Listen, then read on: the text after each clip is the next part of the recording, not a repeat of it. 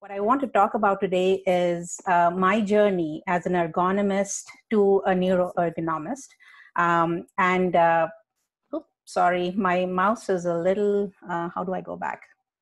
I thought a lot about what title should I put in, and the Gestalt principles keep, screaming at me, which is the whole is other than the sum of its part.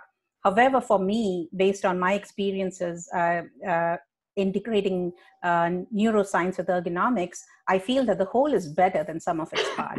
My focus has always been to connect the neck up, which is the cognitive engineering, and neck down, which is the physical ergonomics, human factors in ergonomics research, through a binding approach, which is neuroergonomics. My lab is the NeuroErgonomics lab, and our focus is to understand, assess, and augment human capabilities in high-risk environments. And the environments that we typically look at are oil and gas and emergency response. When we talk about environments, we mean both, the operator internal states as well as the external environments. So much of the focus in my lab has been on understanding, assessing, and augmenting human capabilities under operator fatigue and stress. Because if you look at a lot of standards and guidelines that we have around, they are based on when in a relaxed operator state. However, we know that, cognitive capabilities and physical capabilities are drastically different when an operator is extremely fatigued or extremely stressed. The focus of my approach really is the mind-motor-machine nexus. To me, it is a fundamental basis for human behavior. We do a really good job in understanding how the mind works and how that relates to our behavior. Similarly, physical ergonomists do a really good job on looking at the neck down aspect, which is how the muscles work, how do they get injured, what are some of the work parameters that can lead to work-related musculoskeletal disorders. And we do a great job in assessing and improving the environment around us to reduce such injuries. Similarly, engineers and non-engineers, I've learned very quickly, develop machines and technology that are capable to interact with humans and augment their capacity. My focus is in understanding the interplay not only between mind and motor systems, but also how they relate to interactions with machines and how, in turn, changes in machine design can impact mind and motor connections. And I do that across a lot of different application domains, because human factors, truly is an application-oriented science, and context is important. So if we change the context, we change the interplay of these subsystems. So we look at it in the automotive domain, with robotics, with disaster and emergency response. And the way we go about it is looking at the integrative approach. Early in my career, I looked at movement kinematics using motion capture systems, IMUs to look at tremors, as well as movement variability. We went on to look at autonomic and peripheral responses using heart rate variability, electromyography, and tissue oxygenation for muscular efforts using near-infrared spectroscopy. More recently, we have started looking into the brain and the mind using mobile brain imaging and modulation techniques such as FNIRS and TMS and TDCS.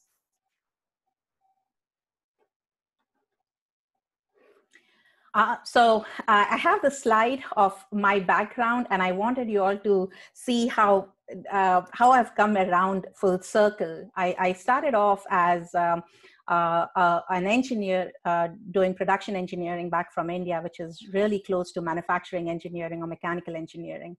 I came to the United States and I did my PhD in industrial and systems engineering from Virginia Tech with a human factors and ergonomics approach. My focus here was on connecting neck up and neck down research, which led to my first stint at a tenure track position at Michigan Tech. I actually had a joint appointment in their psychology and kinesiology departments because, that was the sort of research I was doing.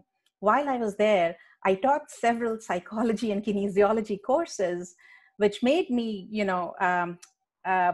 doubt my prior decision of going into engineering, because psychology really blew my mind. And I learned a lot of things while I was teaching it to my students. As fate had it, I had to move to Texas, and I joined Texas A&M in their School of Public Health in the Department of Environmental and Occupational Health. Here, I now moving from the basic sciences of psychology and kinesiology, I moved into population health. And I learned a lot of things around how I can utilize, the lessons that I've learned to address public health issues. And finally, 2 years ago, I moved back into industrial and systems engineering at A&M. So I didn't have to move my entire family. Thank God for that. But now I'm back as an industrial engineer.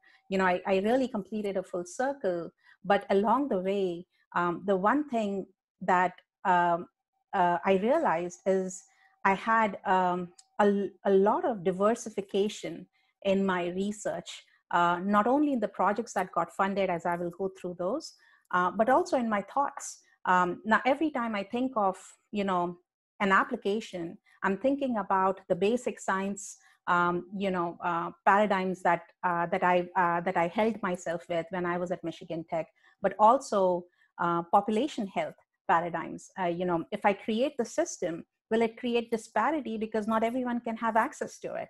And so throughout this, full circle, which may seem like, it seems like a very redundant and wasteful path, to me, it was a very enriching path that really helped me in creating checks and balances in my research. So before I start with, what my process was as from a student to now as an associate professor, I want to talk about the research interests that are currently playing out in my lab. So we are the NeuroErgonomics lab. My initial research was on understanding mechanisms of neuromuscular fatigue. This is what we started looking into, and understanding how cognitive factors or stress or mental fatigue impacted neuromuscular fatigue. So really connecting the neck up and neck down. This basic research mechanisms have helped me in really creating and crafting good predictive health and safety projects that have context in the oil and gas industry. I'm not going to touch this in my presentation today, but there is a collection of my research projects that's funded to look at fatigue in offshore oil and gas workers and to develop predictive solutions using machine learning as well as biomarker assessments to identify worker fatigue in such high-risk environments. The basic mechanisms of fatigue has also helped me in better understanding human-robotic interactions, because robots really are an intervention to reduce worker fatigue.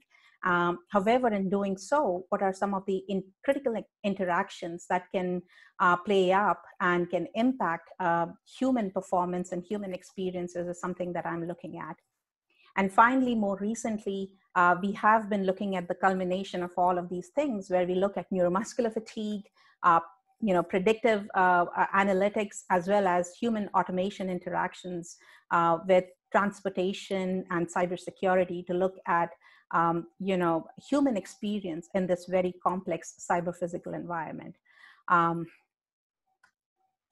So let me take a step back and provide to you what the motivation for my PhD dissertation was.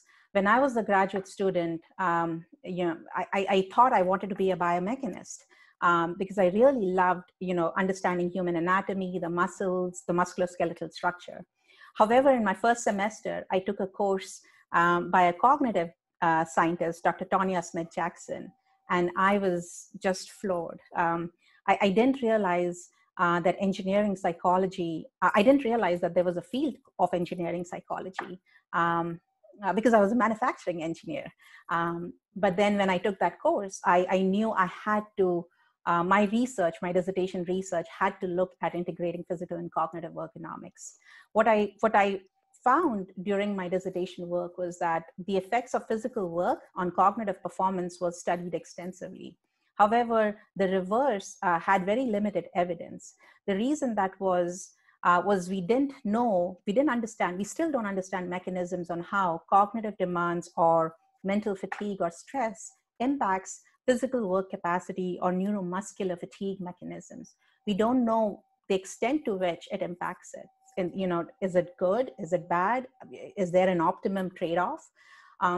Consequently, because of this gap, a research gap, we don't have robust ergonomic tools that can be utilized by ergonomists in the field to consider physical and cognitive factors at work. And so that became my dissertation. And in fact, later I had a guest issue with Raja Parsuraman on integrating physical and cognitive ergonomics in IIE TOEHF. So in a nutshell, I wanted to provide in a slide what my dissertation came up with. What we found was that cognitive demands accelerated neuromuscular fatigue and shortened muscle endurance by 25%. And that was something that was new, that was novel. We looked at a real work task. We found that some of the pathways was that cognitive demands hindered cardiovascular recovery. It increased perception of pain and discomfort, and that these effects are task dependent. So not all muscle groups reacted the same way. Whether the task was static or dynamic had differential effect on this cognitive and physical interplay. However, I couldn't explain the why. I couldn't pinpoint to why did we see 25% reduction in our endurance time. We did know that fatigue can originate through central mechanisms as well as peripheral mechanisms. And I hadn't studied the mechanisms. Through other research, we also knew that the dorsolateral prefrontal cortex does play a role in motor functions, as it does with complex cognitive activities.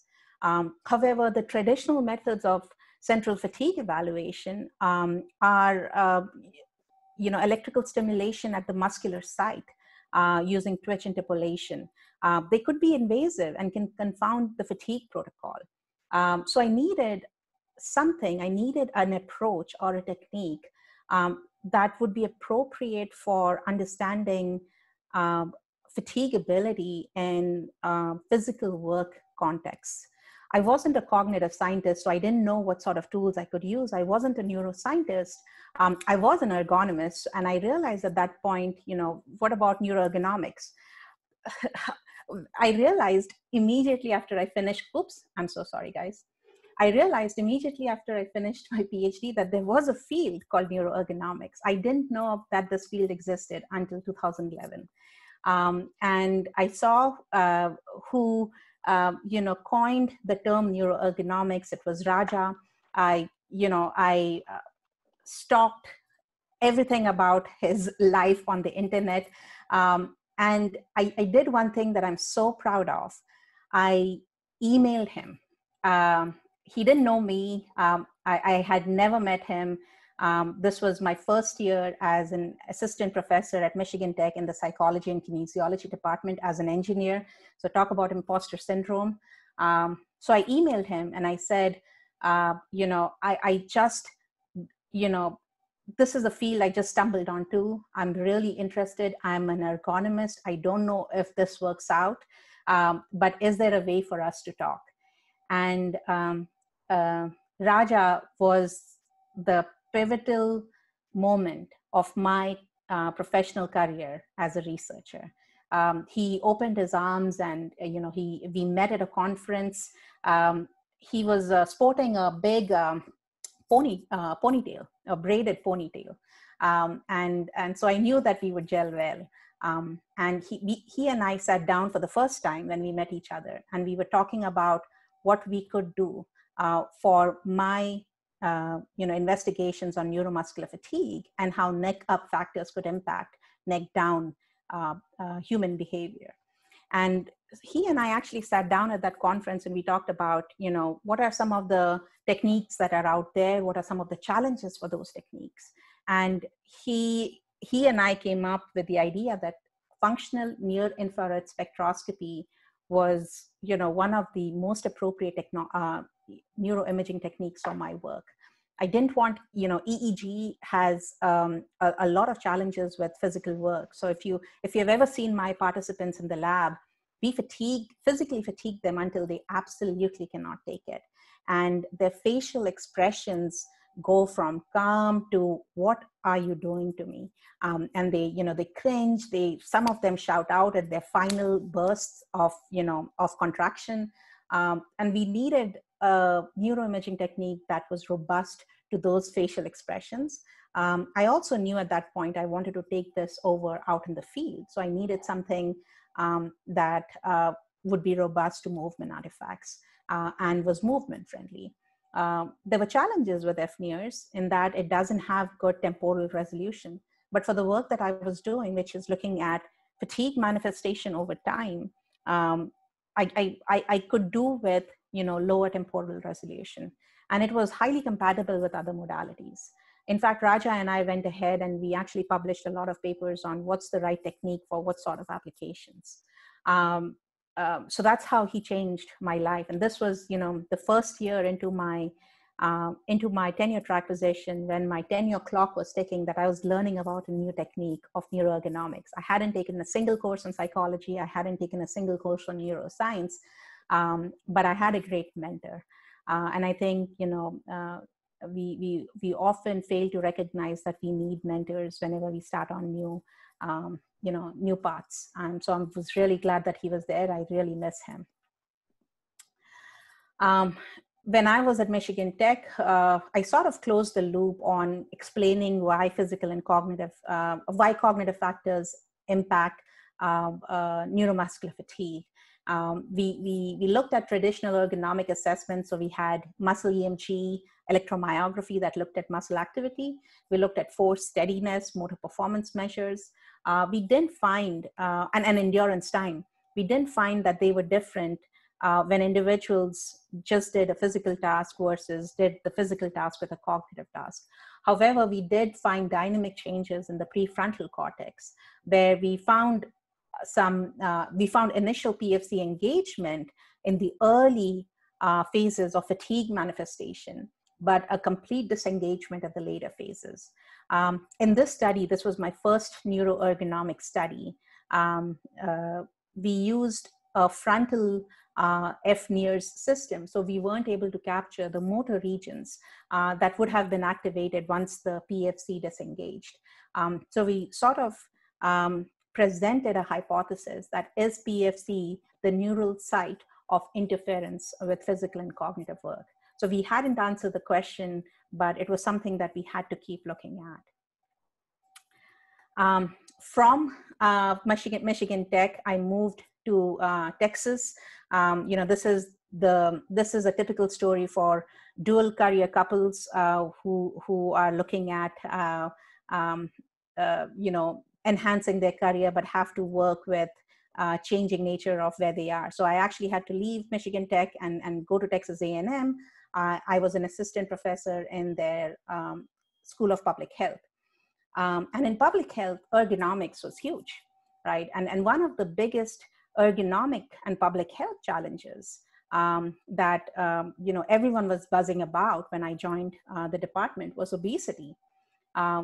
Particularly in workplace setting, workers who are obese are twice more likely to miss work than non-obese workers.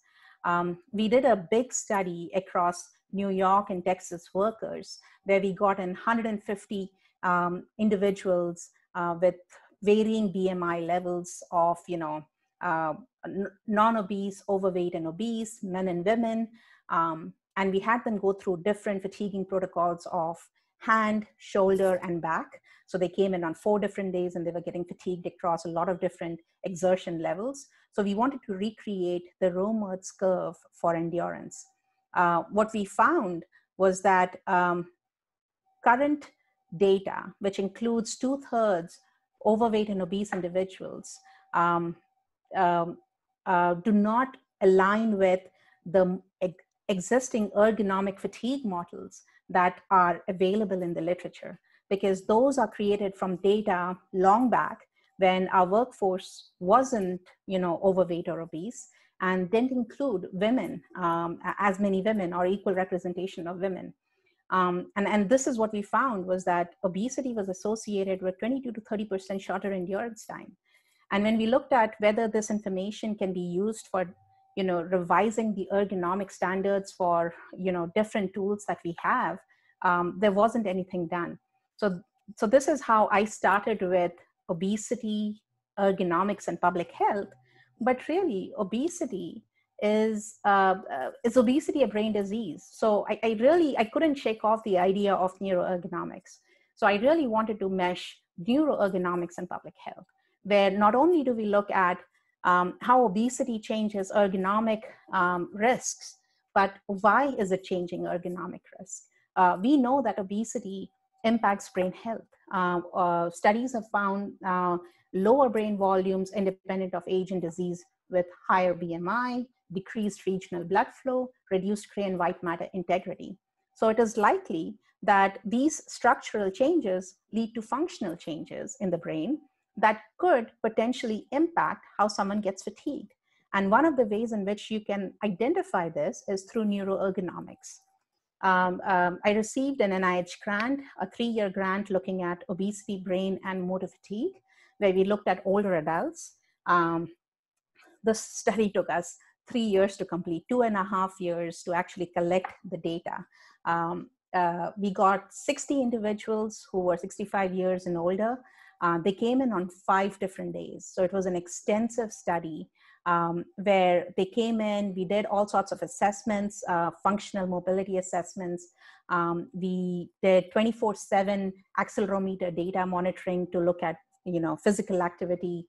And when they came back in the lab, we made them go through hand grip fatigue on one day, knee extensor fatigue on another day. And then 2 other days, we stressed them with a psychosocial stressor task and looked at the effect of stress on neuromuscular control. I'm not providing that part of the study here in this presentation, but I'm happy to talk about it afterwards. We collected, the traditional ergonomic assessments, which was motor performance from force dynamometers, muscle activity, endurance time, and strength loss. And we also looked at FNIRS based neural activations from the frontal and the motor regions. And you can see the probe map over here. What we found was that hand grip fatigability was similar across older men and women who were obese and non-obese. So they all had comparable hand grip fatigability. That was not aligning with some of our past studies on obesity, where obesity reduced endurance time by 22 to 30%. However, looking at the brain helped complete the story. So let me unpack this figure right here. So everyone was doing the fatiguing task until they absolutely could not. So what we did is we normalized neural activity across early, middle, and late for each individual. And these are the average activation maps that you see for normal weight females over time, obese females over time, normal weight males over time, and obese males over time. And the activation maps show which regions get activated over time. This is the top view, frontal lobe, and the motor regions. When we did our analysis, and we did a robust analysis where we had FDR corrections as well as covariating for physical activity, what we found was that the differences in neural activation was only found in women who were obese versus women who were not. So obese women had significantly lower activation over time than non-obese women. When we looked at their behavior, which is their motor performance, now everyone had the same level of fatigue. So they lost the same level of strength, and they did the exercise for a similar amount of time.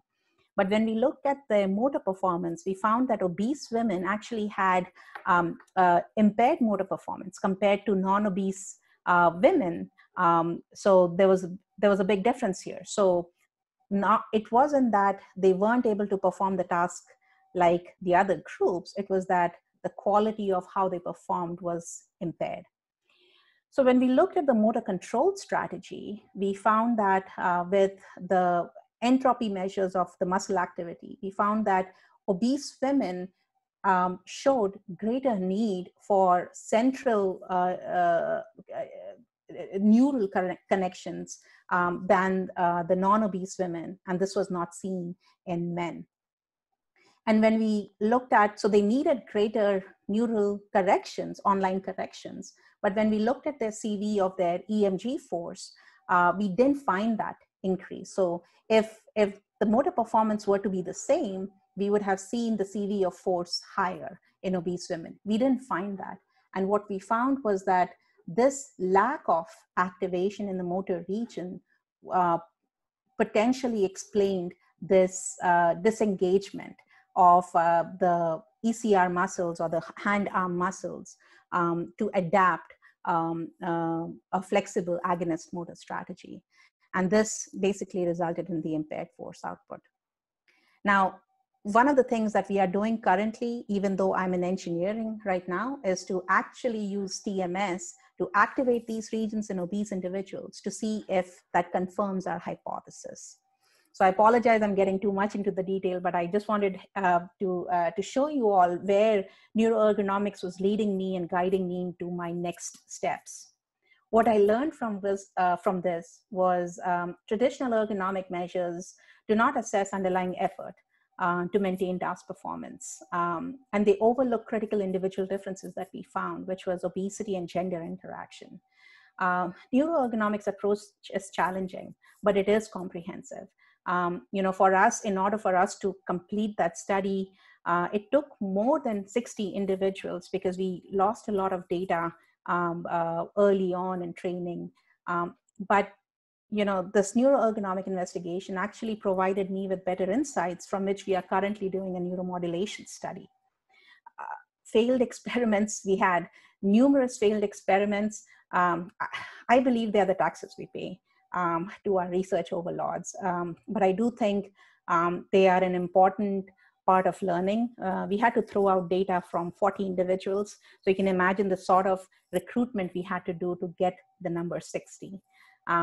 But you never learn until you fail. So that is what I'm going to think and feel happy about. All right, so far I've talked about mind and motor, but I do say that my research focuses on mind, motor, and machine.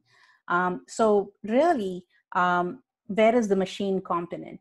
I moved over to engineering in 2018, and I realized very quickly, no one does mechanistic studies in engineering. So I had to sort of, include a portfolio of projects from mechanisms to applications. And one of the applications that we looked at was human-robotic interactions. Now, neuromuscular fatigue did help me understand human-robotic mechanisms of neuromuscular fatigue, helped me understand human-robotic interactions well. Because really, like I said, robotics are one of the solutions to mitigate fatigue and to reduce a worker load. Now, robotics could be a lot of different things. It could be teleoperated or unmanned. It could be collaborative, where the robot and you share tasks, or it could be wearable, where a wearable robot augments physical power. In much of industrial human-robotic interactions, the focus is on task performance. How well is the task done? No one really talks about the human experience when they're trying to design the robot. And I know this because I'm working with mechanical engineers who simulate human intent and human behavior as a linear function, for example. They don't, so one of the things that we are working right now is educating them on how human is so variable. And we need to have real data in order to put that in with your robotics, control strategies. One of the other things that we also need to focus on are some of the unseen costs with human-robotic interactions. Yes, the robot is helping you in reducing, let's say, the load that you're carrying, but is it increasing something else? Are you able to account for it? Well, are you able to assess it to begin with?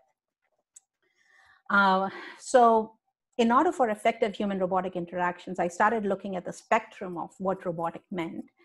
So we've done some work with remote or teleoperated robots. So we have actually gone to Hawaii when the volcano erupted as part of a disaster response with UAVs, and collected data on UAV pilots as they were flying during the disaster to see where the lava was flowing, such that aerial pictures could be taken and sent to public safety officials. We have worked on collaborative robotics. So one of my grants with NSF is looking at collaborative robots with manufacturing to see how human and robot interactions can be modeled and augmented. And finally, wearable is the exoskeleton part. And later in this presentation, I'll be talking a bit more about it. In my opinion, for effective human-robotic interactions, there are a couple of elements that we need to look into.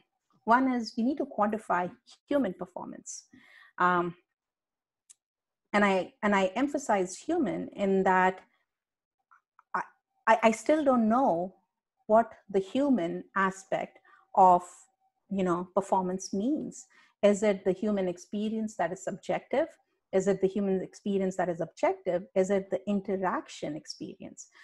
So that is something that is still pretty vague. And in fact, I'm part of a standards committee by NIST who are trying to come up with metrics for human-robotic interaction.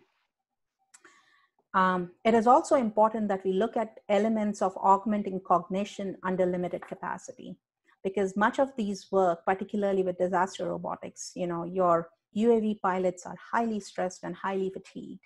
And so how do you really gauge, what the capacity is when they are in their third day of response, and how do you augment it? We want to minimize any additional physical or cognitive burden. Newer technologies are great. They help us solve a lot of different things, enable us, empower us to do a lot of different things, but they also introduce newer risks, and we need to be able to minimize those burdens. Human-robotic interactions should be designed such as to enhance fluency. Trust is an element of fluency. So if I'm wearing a robot, an exoskeleton, am I trusting it? Can that trust be calibrated? Similar with collaborative robot. That fluency needs to be taken into consideration. And finally, we need to look at facilitating learning with human-robotic interaction. There are research projects right now that are looking at how humans and robots can learn from each other using, different algorithms, which is great. And I think where neuroergonomics comes in is really understand how human learns in these settings and facilitating that with better robotic designs.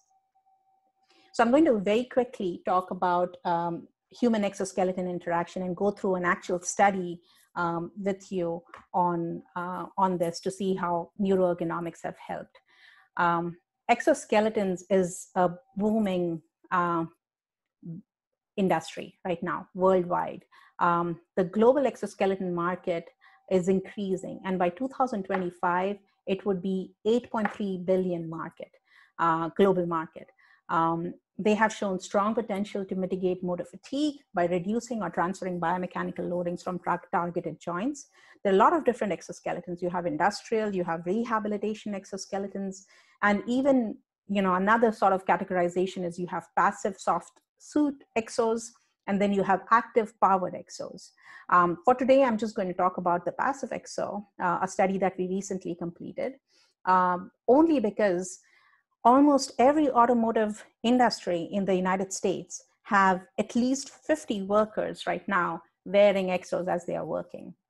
There are more workers or more sites where exoskeletons are deployed than studies that have been done on exoskeleton. And that is unfortunate because industry has adopted it. However, we don't have a lot of research done in this space.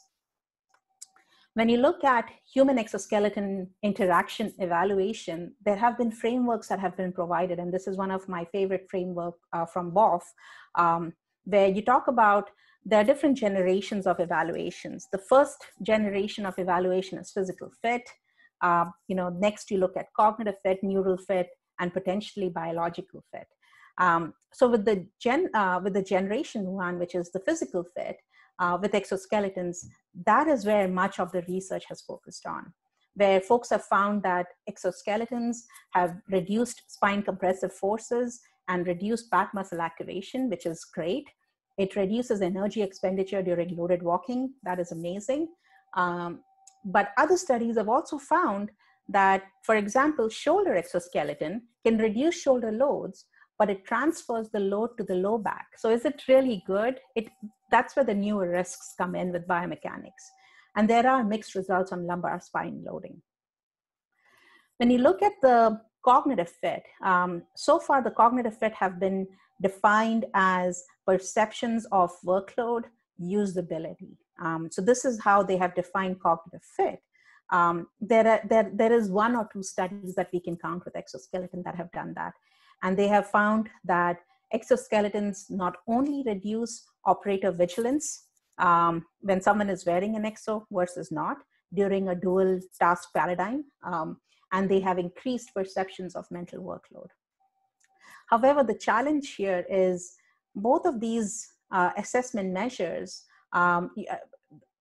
subjective measures are great. So they are non-intrusive, but you have to ask them right after the task is done. So it's not really continuous in nature. And a dual task really inherently changes the nature of the task. So there are some limitations to that. So we need better assessments. And that is where I feel neuroergonomics could play a big role in understanding the neural fit for human exoskeleton interaction. So far, there are 0 studies that have done that. And even our studies, we haven't yet published. So what I'm showing you is something that is actually in review right now. But I believe that neuroergonomics can do multiple things. And I've highlighted 3 things that we can do for human exoskeleton interaction. One, we can identify control systems in the brain recruited during human exoskeleton interaction. Think about it. The exoskeleton is sort of like another being that is attached to you, and you're supposed to work with it. It's going to recruit different regions of your brain. With neuroergonomics, we can quantify the cost of the physical fit and hope to develop intelligently coupled human exoskeleton systems with an interface, of course.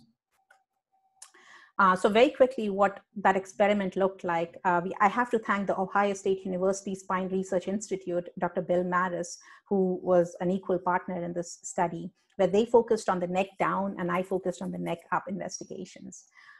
We had participants come in the lab where we equipped them with reflective markers, EMG, and they're standing on a force plate here, and they did an asymmetrical lift for 30 minutes. One day with an exoskeleton, one day without. They had adequate conditioning done before that. The exo that we used was a passive exo, and we counterbalanced the order of the exo that was provided to them. What we measured, both neuro and ergonomic measures. With the ergonomic measures, we used the EMG-assisted low back model by the Spine Research Institute that uses EMG, kinematics, anthropometric, kinetic force and moment to come up with biomechanical performance parameters, which is spine compression and shear forces.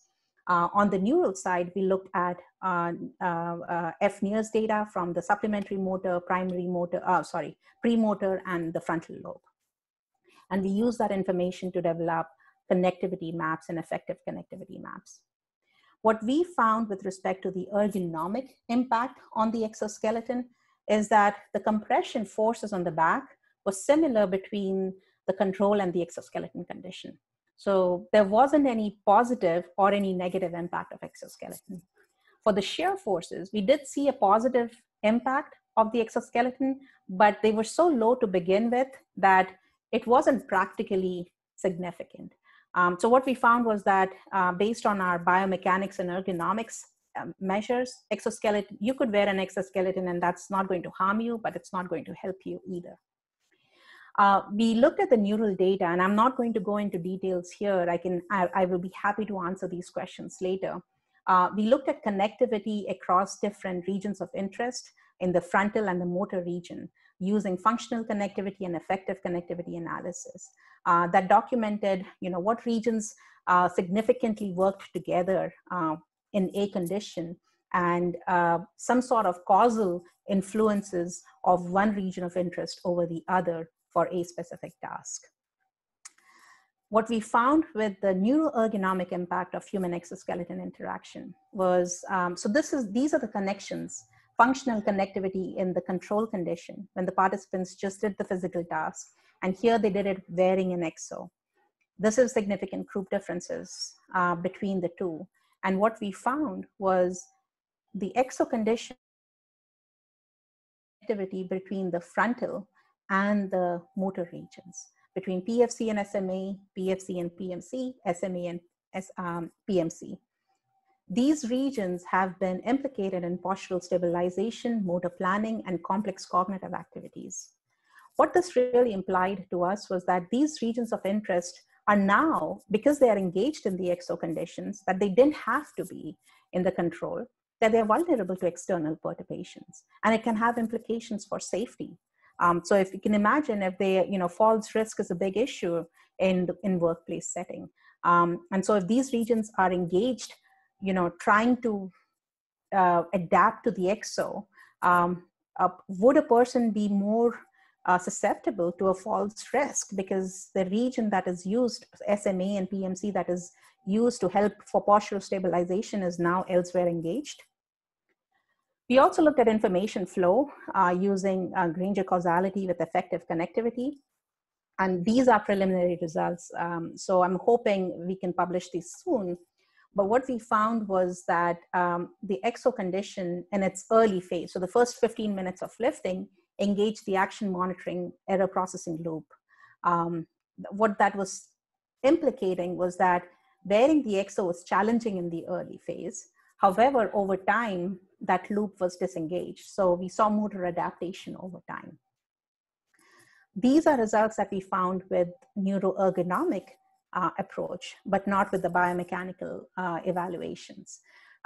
So I feel these results are the first steps or the first evidence towards transforming human exoskeleton interaction. We can establish the cost of performance augmentation. We can investigate how people learn or train with different exoskeletons.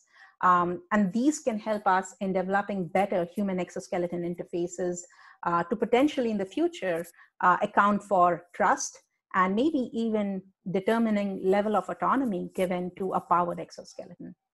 There are challenges with such an investigation in that it adds additional constraints on the user. So someone's wearing a full body exo is now asked to wear, a neuroimaging system. However, with potential, with newer neurotech developments, this might be better. We are still trying to work with standardizing evaluation criteria with exoskeleton with the ASTM Ergo Task Group. So this is a subcommittee on human factors and ergonomics that's focused on exoskeleton research or exoskeleton standards. I'm part of this standards group.